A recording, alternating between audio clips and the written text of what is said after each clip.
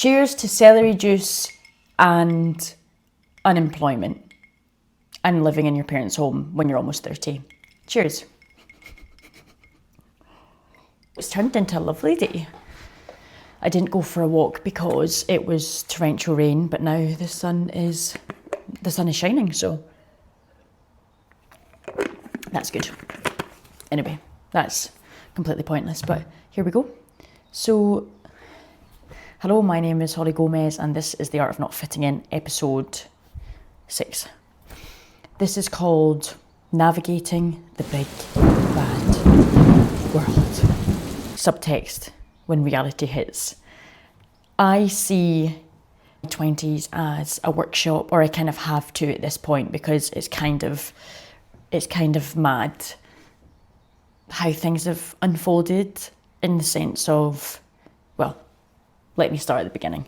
I'll do a wee rewind. I left the last episode on having left uni, and I've never felt more confident and self-assured and all these things. And also, I definitely feel St Andrews was a real bubble, and the only reason I'm mentioning which uni it was is because it's a really small, cliquey,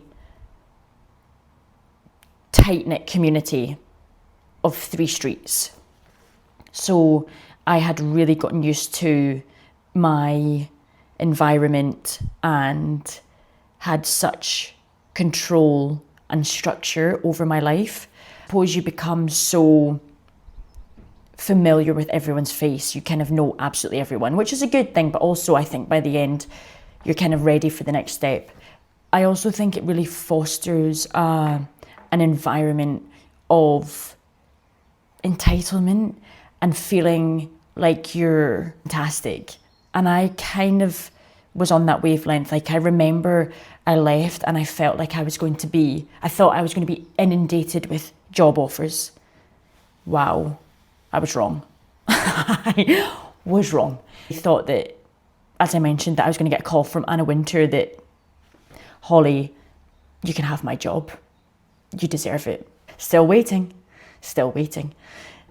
Definitely left uni with a huge sense of delusion. And I think because you're conditioned to believe that life is really, really linear and every step is iterative and the path is there for you and it is straight.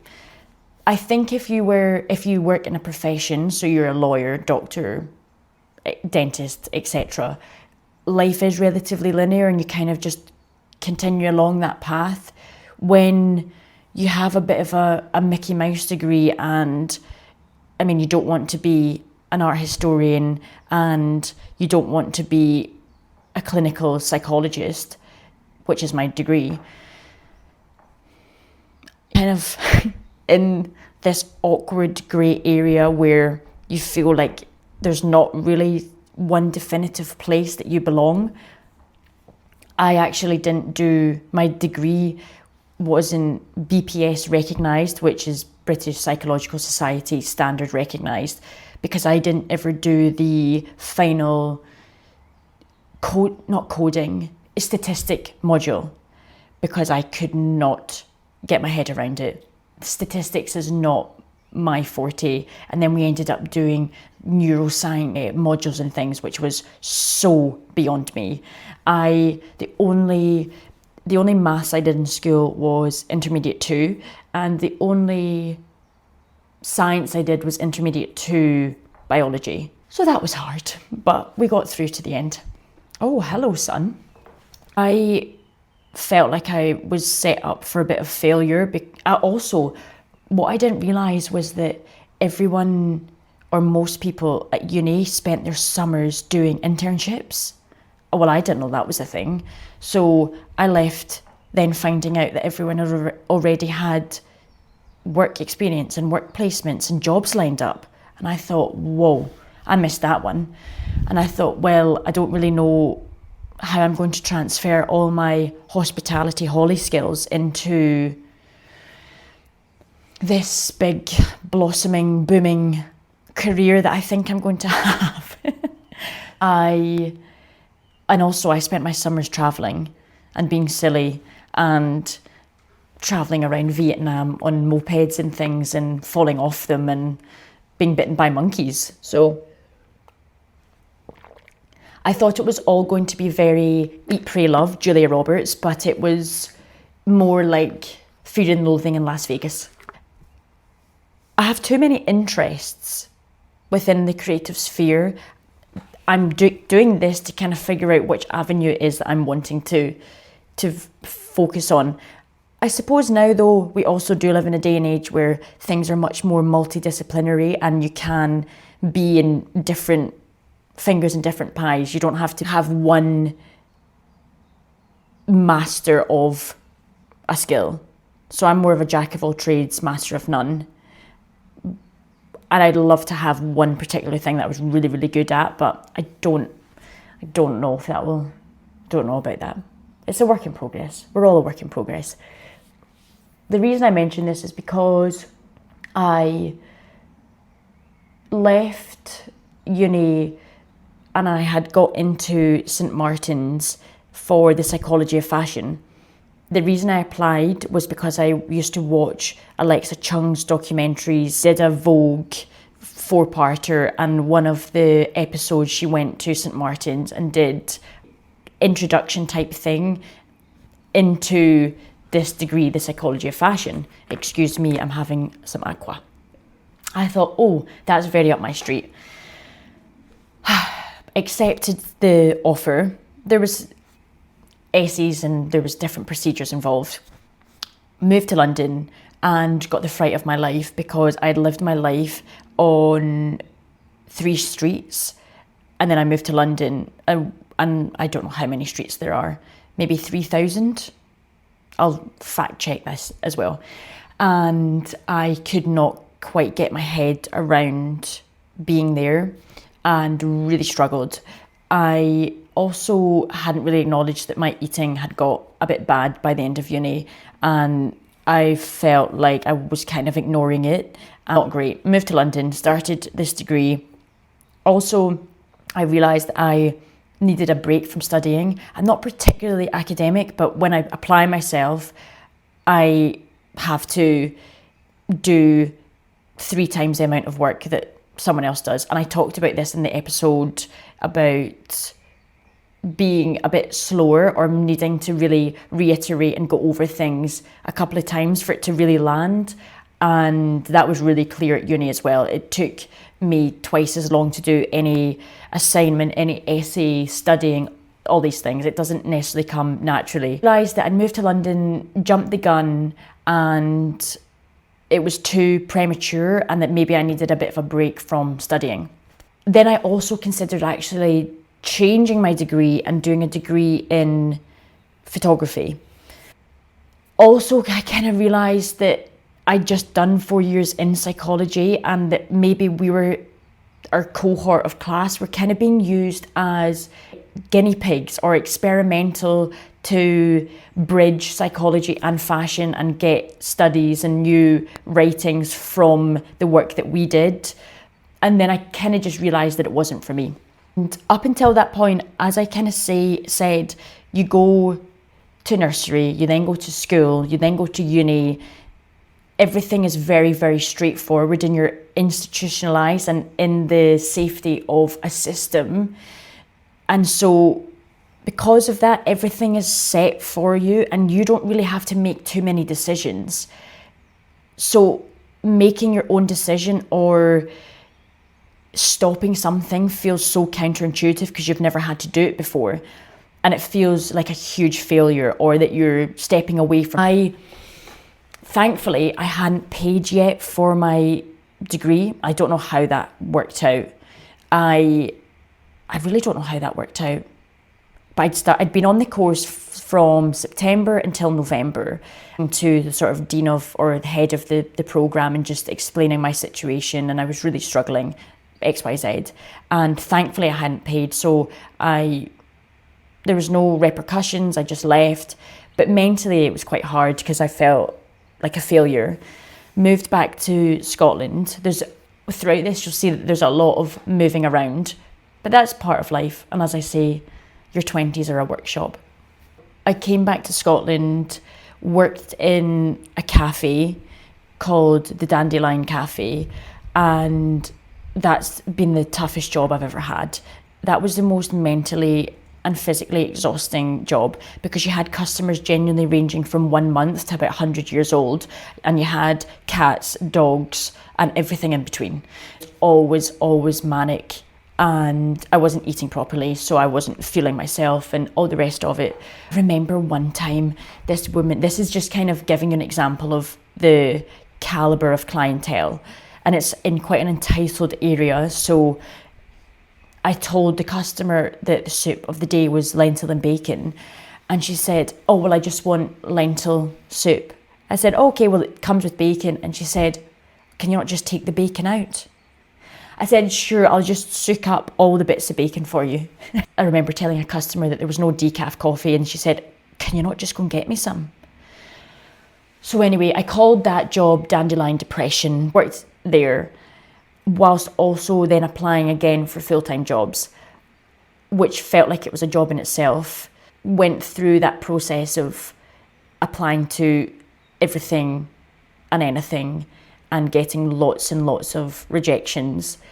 I applied to the MI5 as an intelligence officer, and I think I realised now it was because I was watching Killing Eve and I felt like I could do that job. But what I realised is I wanted to be either with Jodie Comer, I wanted to be Jodie Comer, or I wanted to act a role as a spy. I didn't actually want to be a real life spy. I wanted to act it. But I remember applying for the job, and I would do it when I had my break at the cafe where I was working, and I got through quite a few, maybe like 3 different rounds. It was really extensive, and I was quite serious about it at the time. Really extensive, and I remember the only person I told was my mum, because I thought she wouldn't tell anyone. And in the end, well, I asked her, I said, oh, how was meeting up with your friend? And she said, oh, yeah, it was nice. I mentioned that you were applying for the MI5. And I thought, oh, Santa Maria, this isn't good. I remember sitting in the cafe, and I was acting like I'd got the role, and I was a spy, and I felt like I was CEO of the world at this point, and I was like looking round, thinking, do you know that I'm about to be the best spy in the world?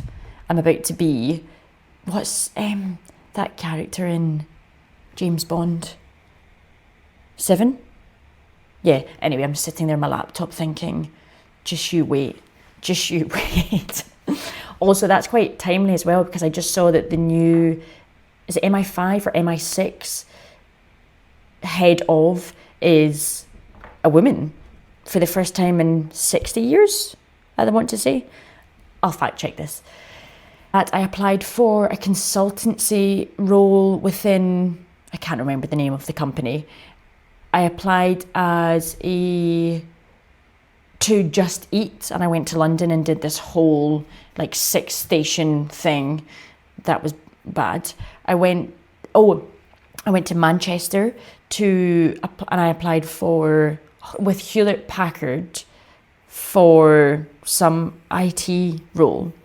And I remember I went in, and there was about 15 men sitting at the back of the room, and then everyone came in, and we had to break up and do different, group tasks and things like this. We're talking about diversity, and they were talking about there's more women in the workplace. We've got 15 men sitting behind us. So it cut to the interview round, and it was 2 men, myself, and they were firing questions at me, that I was jumping between the 2. And I talked about how much I loved the arts. And I remember one of the guys said, so what would be your ideal job? Or where do you see yourself in 10 years? And I said, well, I'd love to have my own TV show or maybe chat show. I'd like to maybe have my own clothing brand. I'd like to be the editor of a magazine. All these things. And he said, right, okay. So maybe nothing within Hewlett-Packard. I said, no, not really. I said, well, it's just your colleague mentioned the fact that his dream was to be a pilot. So I thought I was just to be honest for this question. Anyway, and they just kind of went, oh, right, okay, sure. Because I had a point. His colleague had literally just said that he'd wanted to be a pilot all his life. So I thought this was an open forum. Anyway, at the end of it, he said, so have you got any questions for me? And I said, well, you mentioned that there's more women in the workplace and that you're really trying to be more inclusive and diverse. I said, well, I noticed that none of your colleagues and no one in the room was a woman. Where are they? And he said, well, my boss is a woman. I said, is she here? Turns out I didn't get that job, but it was a good day out and I liked being in Manchester. Then I was in London. Oh no, wait, sorry. I saw that there was this event on at Kelvin Grove Art Gallery and it was for a photographer called David Yarrow. I thought, okay, I'll just go along. I saw that it was like black tie, cocktails and canopies on reception, and that the tickets were £40. So I emailed and I just said, hi, like would love to come along, struggling post-student, be possible for me to come? Very kindly they said yes. I went along in a Supreme jumper and jeans and trainers because I didn't actually think people would be in black tie, and they were. They let me in for free, so I just kind of awkwardly went in, sat at the back and watched this. I think it was around 2 hours talk. So interesting, really, really moving. And I felt like I could be involved in that world. So much so, I then waited till the end of the talk and I spoke to David himself, and he was doing a book signing. And then I saw the price of the book and I think it was around £150, and I thought, well, I can't afford that. So I'll just chat to him. Obviously, I get to the front of the queue. He's looking me up and down and he's looking for the book to be signed. I said, oh, sorry. I said, I can't actually afford your book, but I would like to just tell you how much I enjoyed the talk and thank you so much. I'm really, really inspired. We got chatting and he asked me a bit about myself, and I mentioned that I'd just left St Andrews, and actually his nephew, I think it's his nephew, was in the same year as me at uni. Anyway, he then gave me his business card and that was kind of it. So I then emailed him and just kind of sent a CV, cover letter, all the rest of it. Didn't hear anything back. I was in London maybe 2 weeks later. So I had written a letter, put lots of different cover letters, some photos, CV, all that kind of thing. And got my mum to write calligraphy on the front and handed it into his office. Then I emailed one of his colleagues on LinkedIn, kind of doing a bit of a goose chase to get in contact with him because I knew that he'd be inundated with emails. Yeah, just got an email saying like, thank you so much, I received your document, let's see what we can do. Then maybe a couple of days later, he reached out and he sent me an invitation to his Christmas party in London for the following day. The following day, I had jury duty. I managed to pull some strings and I got a doctor's note, got myself onto a train the next day, got to the Christmas party, turned up. Obviously, everyone's kind of looking at me thinking, oh, who are you? Because it was quite intimate, or it was just his closest friends and family. It was kind of, he said, oh, so what are you doing here? Blah, blah, blah. And I honestly didn't know.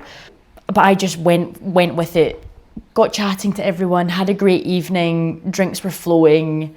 And then I spoke to him at the end of the evening because he was busy talking to lots of different people. Spoke to him at the very end of the evening and he said, come to my office. At this point, it was maybe like 3 a.m. Come to my office at 7 tomorrow and we'll talk. So fast forward to the next day, I'm on the train to his office, get to the office and have a chat to him for about half an hour, and he basically offered me a job. So that's how I got my job with him.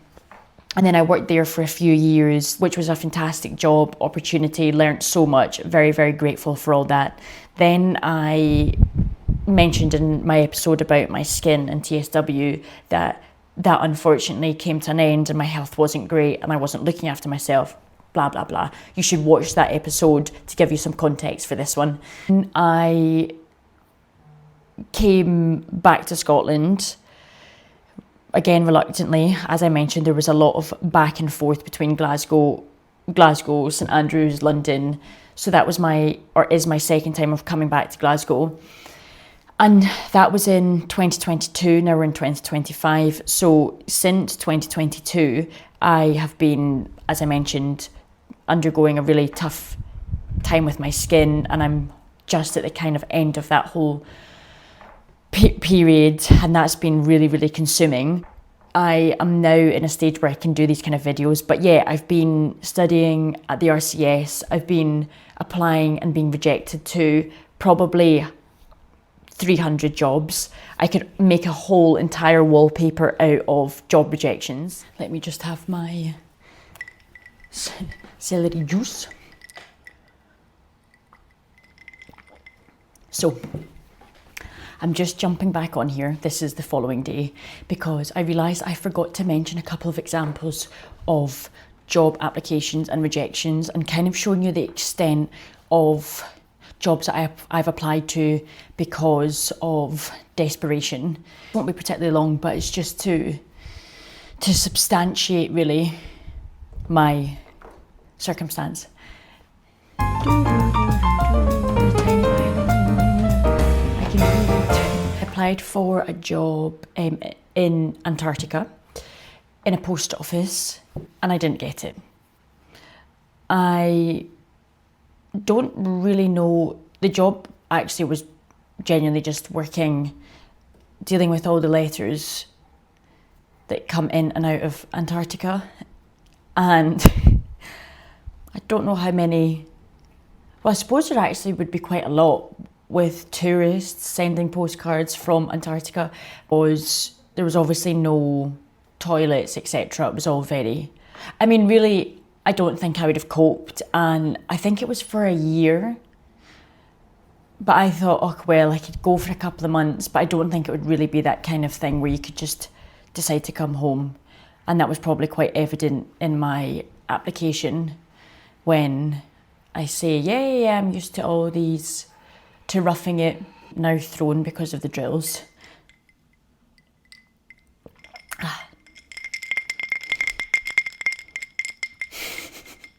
Staying along the theme of post office, I also applied as a post person. They're now called post person to be all-inclusive, which I love, rather than it being a postman.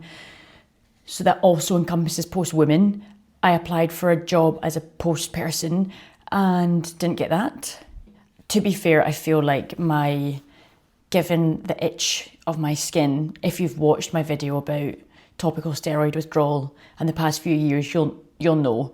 If you haven't, watch it for reference. But yeah, who was I kidding? I think I'd be a huge itch ball as a post person during the winter months, which is not really pleasant to turn up in someone's door looking like, I don't know, unpleasant anyway.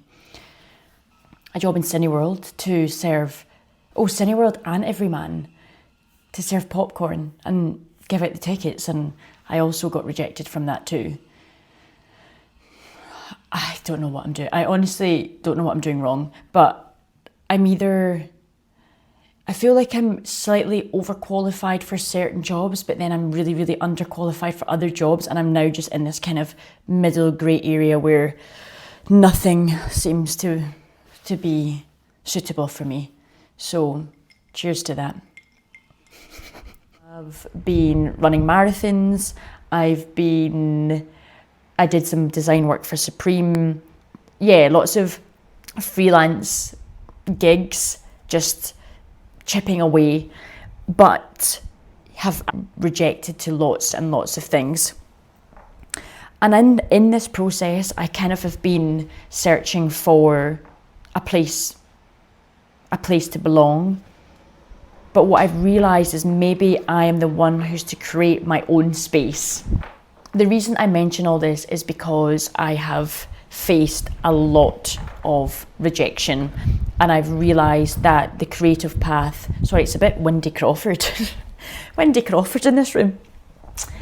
I realised that the path is not linear, and I would love to be someone who did the same job for my whole life and I had that stability, but I don't operate like that, and nor does my brain. And I realise I can't be put into a box, or that I'm never going to be that person. So I'm kind of silly to be thinking that that's how I'm going to be. What I realise is that possibly out of all this rejection, and this is cliche, rejection is redirection, but that's really how I feel. And had I not been rejected from all these things, I wouldn't have done my classes and my courses at the conservatoire, my short courses. I wouldn't have started this series.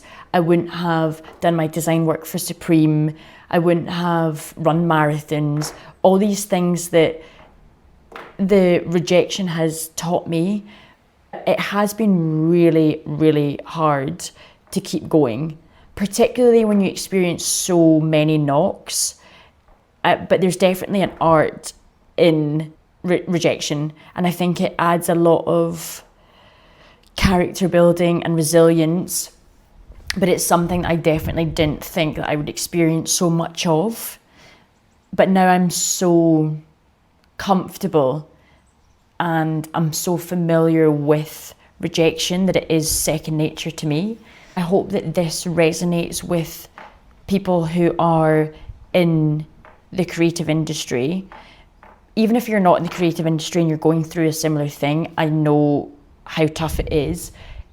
And also the creative industry is being so impacted with the introduction of AI that I feel like I'm going to turn into a robot soon. Hard to keep going and keep pushing when everything and everyone is telling you no.